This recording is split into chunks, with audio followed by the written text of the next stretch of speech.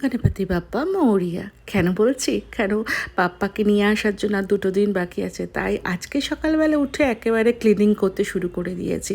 দেওয়াল টেওয়াল যাবতীয় যা আছে, কৌটো, আমার গ্যাস ট্যাস ফ্রিজ টিজ সবই আজকে ক্লিনিং করে নেবো।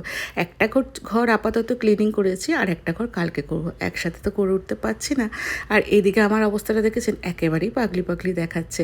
আর একদিকে রান্নাও করছি, আর একদিকে ঘর ক্লিনিংও করছি, সব কিছু খুলে খালে রেখে দিয়েছি।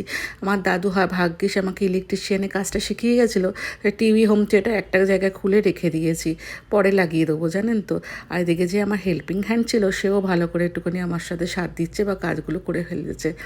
চলুন না, যে মাছের ঝালটা হয়ে গেছে, দেখে তো খুব টেস্টি লাগছে, খেতে যখন বসবো জানি না কেমন হয়েছে, ভালোই হয়েছে বলুন। আর এদিকে এই ওয়াইফাইটা দিয়ে ভালো করে দরজা দেওয়াল টেওয়াল আমি ক্লিনিং করে নিয়েছিলাম। আর সব টিভি হোম থিয়েটারও মোটামুটি লাগিয়ে দিয়েছি। এই ঘরটা কমপ্লিট হয়ে গেছে, কালকে আবার ওই ঘর